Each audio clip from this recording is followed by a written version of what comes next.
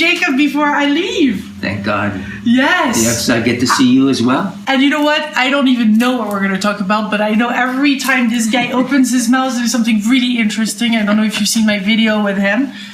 What is new in your life?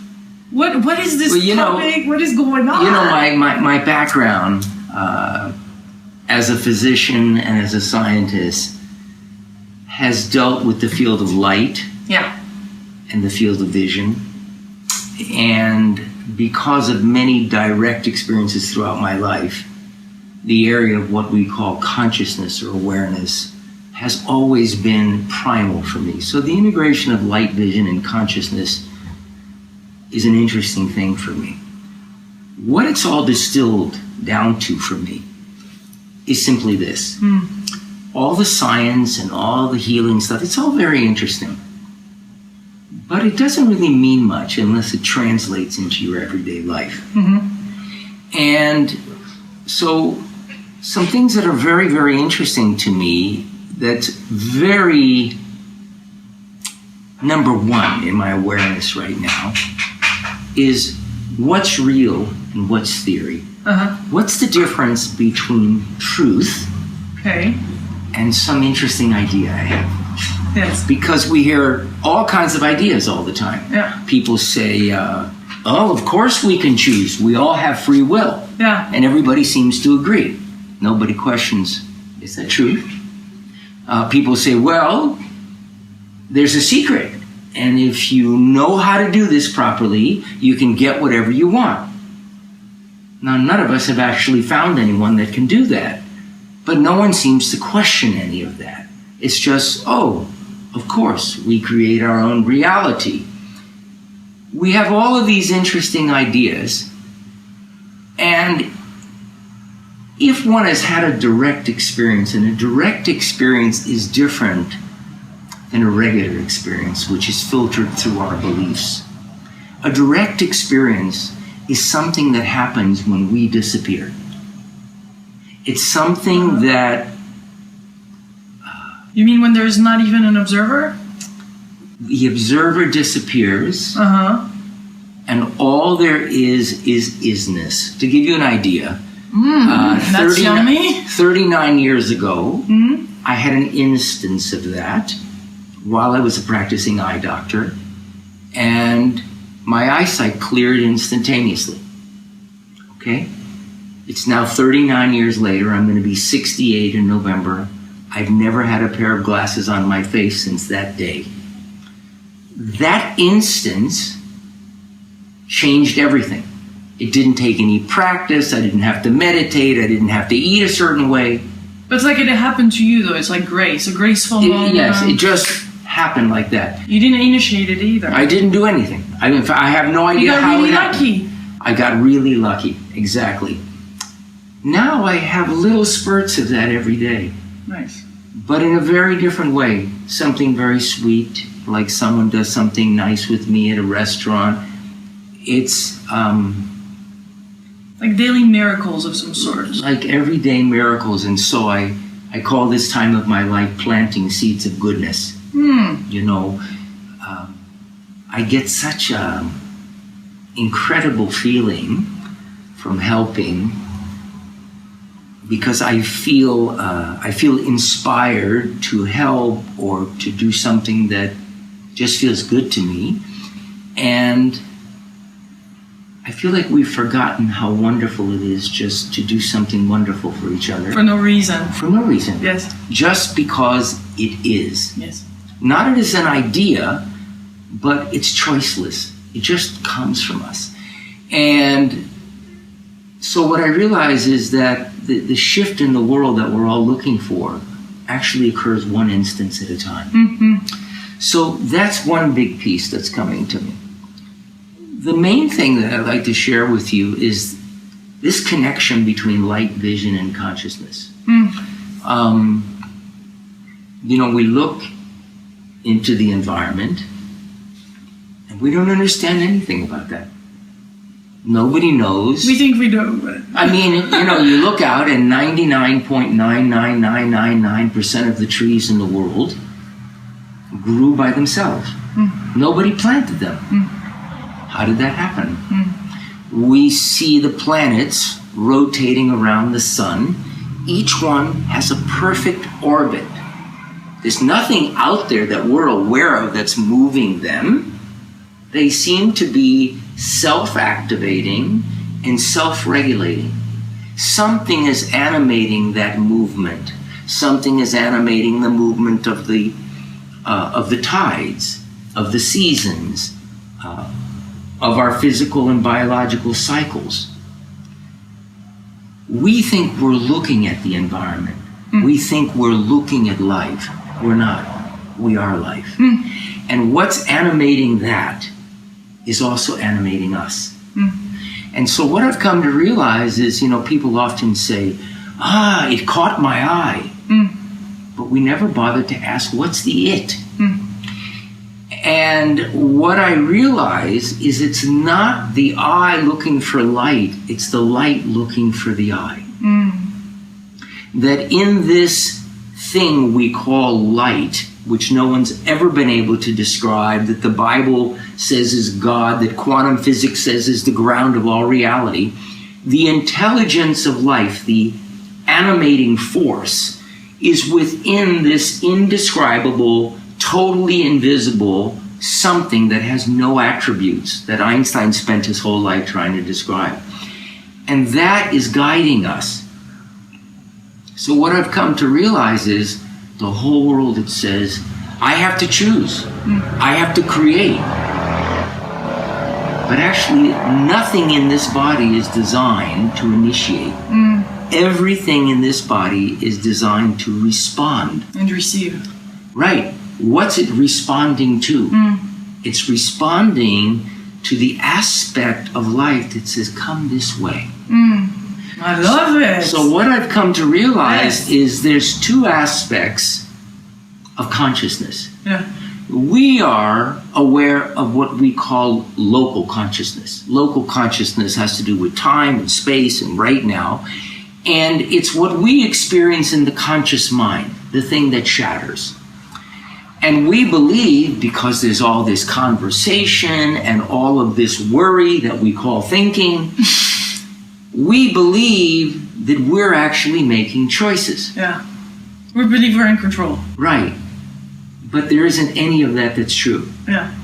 What has been very clearly and repeatedly found in science is that if I look at your brain when you're making a decision, so let's say that I show you a whole bunch of food and I say, Lilou, tell me the one that you really want to eat. And when you say, I want that one, and you say, well, I just used my free will, I want that one. So then the question is, well, when does the brain know the choice that you've made? So most people would say, well, when I made the choice, or maybe a little bit before. But the brain processes 20 million times 20 billion bits of information every second. That's like a huge, that's enough zeros to fill this room, right? What if I told you that 8 to 10 seconds before you decide that you want to have a certain kind of pizza, your brain has already recorded the type of pizza you're going to have. So then you say, I really have to think, am I choosing anything? Or is the intelligence of life guiding us?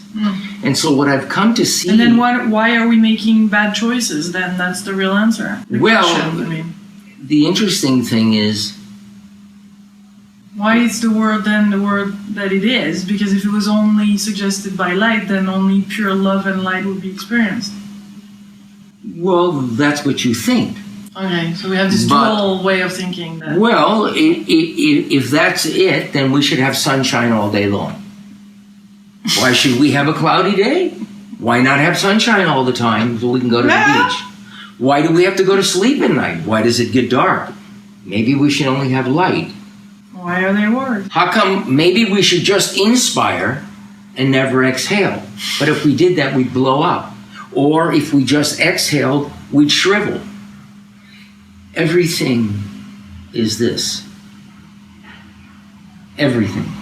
So that includes what the mind says is good. Yeah. That includes what the mind says is bad. Yeah. Now, what's interesting is it's not really good or bad. Right. It's just that we think we get more done during the day, but actually more is happening during the night. Right. When we sleep, everything regenerates. Everything that we're running around trying to figure out during the day is what comes through in our dreams during the night. But don't you want to live like more grace, more beautiful moments, more flow? Like how to open up to this then for the way you open awesome life. This is what I'm beginning to experience in my life. Actually, I've been experiencing it for a long time. It's not beginning, but it's becoming more routine. See, it's not this or that. It's not I create my own reality, and it's not it's divine guidance. It's both. There is, I mentioned local consciousness. Well, there's also non-local consciousness. Local consciousness is the conscious mind, the one we're aware of. Non-local consciousness, which is like pure awareness, is the unconscious mind. It's what we cannot see and what typically we do not access except in rare occasions. And that's not, the unconscious is not where all the hidden stuff is that's running our life, as many people would say. No, the unconscious is the field of infinite possibility. So the unconscious provides the inspiration animation, the part that grabs our eye and causes us to look in a certain direction and gets us excited. And then the conscious mind takes that excitement and turns it into implementation, manifestation. So it's a dance. And as I always say, God has the first serve. So the reason many times that we find ourselves moving fast but not moving very far is we're trying to make things happen rather than waiting for something to move us. For instance, you've been on Maui 2 weeks, and for some reason or other, you woke up yesterday morning and something entered your awareness that had to do with me. Exercise your eyes. Whatever it was. And all of a sudden, you call me up, or maybe it was 2 days ago, and I said, yes, of course, and here we are. Now, most people would say, wow, that Lilou, she had a great idea of interviewing this one and this one and this one. But actually, the ideas come to you rather than from you. For sure. And so you get a hit, and that hit is an arrow that says, go this way. All right. I find in my life that I have been choiceless to that for 30 or 35 years. I get that all the time. I don't know what it is. And I just follow that, and it takes me exactly where I need to go. And so the message I would like to share with people is that our life is actually looking for us. Not that we are looking for life, we're looking for the life we want. The life we are is already looking for us. To give you an example, if you go in nature and you see an apple tree, what's the purpose of an apple tree? To make apples. Yeah. Right? Now, if you were a New Age person and you were an apple tree, you'd say, well, if I do my yoga every day, if I meditate daily, if I pray, if I have affirmations, if I do therapy and do a lot of workshops, and if I create my own reality by choosing appropriately, I will eventually be able to create bananas. Yeah. But you know an apple tree can never create bananas. True. And there's no such thing as a fruit cocktail tree. Humans are just like trees. Yeah. Each of us has a very specific nature, and our nature defines our gift, our purpose for being. And we need to realize what kind of tree we are, what kind of flower we are. Because the apple tree doesn't have to work at making apples. It makes apples. And they just keep making themselves. Each of us is like that. One of your purposes is that some part of you has an amazing ability to tune into people that you find interesting or that touch your heart. And your whole reason for being is to bring this to the world. And so even though you've done this for years and you probably go crazy running from place to place and you probably say, I'm a little tired of doing this sometimes, you get so excited by it. Yeah, I still get excited. And you see, when I was a doctor, they used to say, disease is contagious. I say joy is contagious. Yeah. So your excitement, you get to plant seeds of goodness throughout the world by sharing the excitement. So I realized that for me, I'm a slightly different kind of tree. A wonderful person graces my life like you, and you ask a question, and you actually think that you're asking the question. At least most people think that. But actually, in the moment that the question comes out of your mouth, it's just that in that moment, you have become the mouth of the intelligence of life. And as you are being the mouth, I am acting as the ears of the intelligence of life. And then all of a sudden it changes, and I become the mouth. But I'm not doing anything. So people say, he has some interesting ideas. I don't have any ideas. I don't even know where this is coming from. I mean, I swear to you, I don't know where this is coming from. I don't even know what's coming through, and I usually don't remember afterwards. And I don't say, I'm channeling and I'm somebody from the Pleiades. I have no idea. All I know is life is expressing itself through all of us. And what is expressed through each of us is our purpose for being. It's what we know by heart. It doesn't take any thought. It doesn't take any effort. It doesn't take any choosing. It flows like water from a well. It just flows by itself. So for me, I'm beginning to realize that light catches the eye. It causes the eye to turn as a reflex, not a voluntary action. We're not even aware of it. Towards something, my body reorients itself, and that becomes the next thing that's calling to me. And that connection, when it occurs, is called presence. That occurs all by itself, and then it completes itself. And when I follow that, which at this moment occurs all by itself, there's nothing to think about, there's nothing to prioritize, and at the end of the day, there's nothing left to do. So you came into the house, and the house looks pretty nice. You don't see dishes in the sink or anything. Why? Because as I use them, I clean them. And as I clean them, I put them away. And when a phone call comes, I answer it. And when a bill comes, I pay it.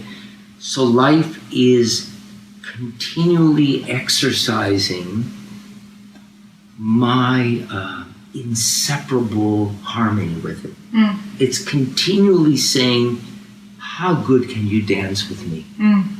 And if I can dance, if I can just allow it to take me, because it leads, the dance is seamless. Yeah. No more planning. None of that. None of that.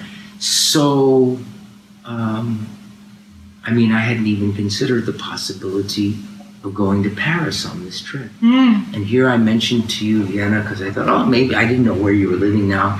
I'm living in Paris, I'm doing this thing. Well, all of a sudden, here's a possibility. I don't know from where it came. Yeah. But the whole thing is created in that way. And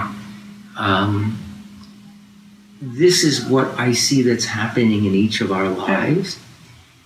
And I feel excited to share this. And And you're following really your enthusiasm, your vitality, the joy, wherever that is, you say yes to that. That's it. But when it's not there at all and there's just no sign for it, it's total darkness, then what do you do? I say yes to that. Yeah, got it. But you see, I wrote, I think in my second book, Neurosis is the result of the avoidance of necessary suffering. So now let me speak about that. We're not designed to have sunshine all day long. The weather not only changes continually outside, it changes continually inside. And the inside weather is not because, oh, we had a bad thought or now we had a good thought and we can change it. We have nothing to do with this any more than we have anything to do with that. We are merely that which is noticing. So we notice the change in the weather. And there's something that notices the activity that's going on in the mind. If we believe that we are this chatter, then we spend our whole life like a dog chasing its tail, but never grabbing it exactly. And never finding, as long as if I believe that my mind is me, I'm going to continually be fixing myself.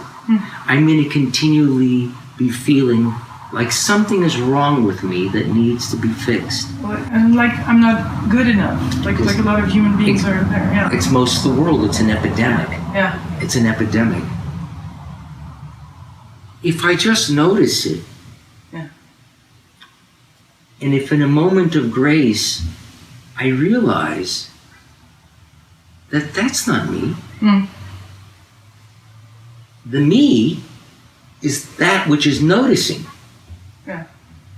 then all of a sudden we've tapped into real freedom. Real freedom is not about chasing what people call their shadow, which you can never grab the shadow. Because every time you run, the shadow keeps running away from you. And the same thing happens in our life. We can never get there. And so it's an endless struggle. The real freedom is in recognizing that our essence is that which is noticing, not that which is, quote, what we believe is a problem. And it's a very important question. Who are we? Because as an eye doctor, people used to say, well, where do you see from? Well, your eyes. Well, really? Well, then, what is it that's seeing at night when the eyes are closed? What is it that's seeing that notices you sleeping at night while you're having a dream? Good point. So if I say to someone, where are you seeing from? Well, they say, my eyes? And I said, well, are you asking me or are you actually looking? Imagine that you're a detective. See if you could notice precisely where you're seeing from. Can you feel? Are you 100% sure you're seeing from your eyes? Well, not really. I'm probably seeing from my mind. Well, where is the mind? Gee, I don't really know. Well, maybe it's the brain. Are you seeing from the brain? I can't tell. Are there any pictures in the brain? Not that I'm aware of. Okay, well, so you don't know where the seeing is happening from. Okay, well then who's seeing? Well, me. Okay, the thing that's seeing, does it have eyes? Gosh, I don't think so. Does it have ears? Probably not. How about a face? Not one that I can recognize. Well, then who are you?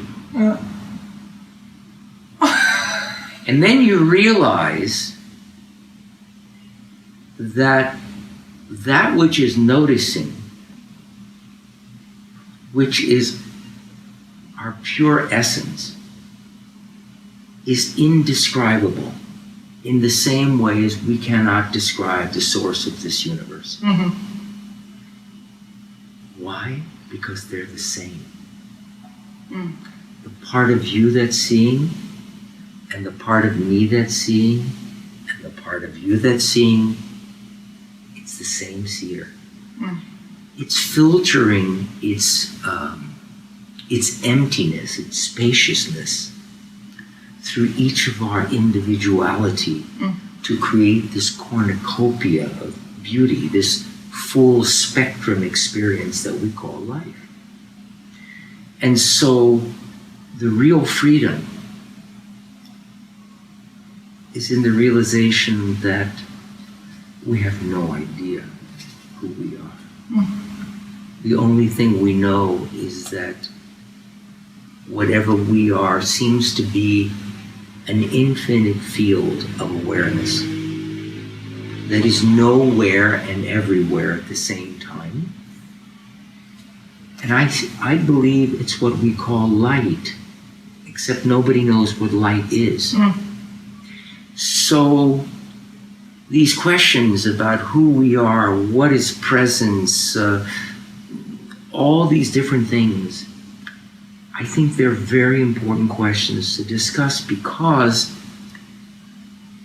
when we really drill deeply into these questions and we separate truth,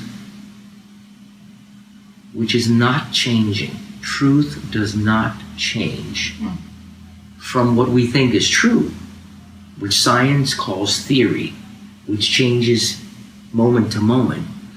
When we can differentiate the direct experience from what I believe or what I think is going on, all of a sudden the illusions start to disappear.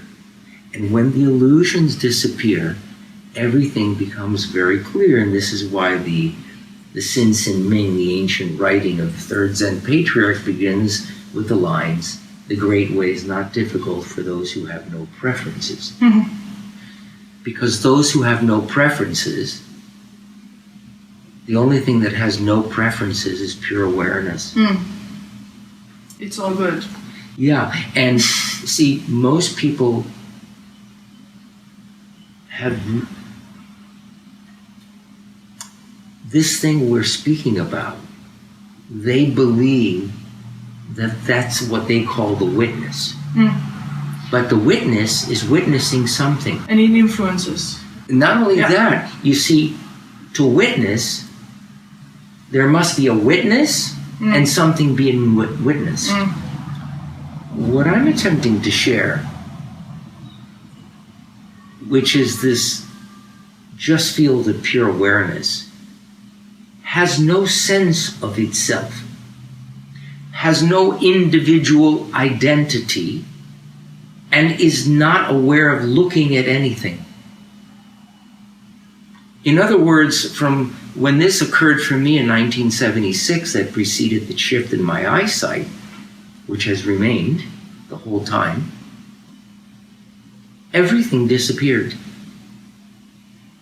There was no awareness of self or other than self. There just was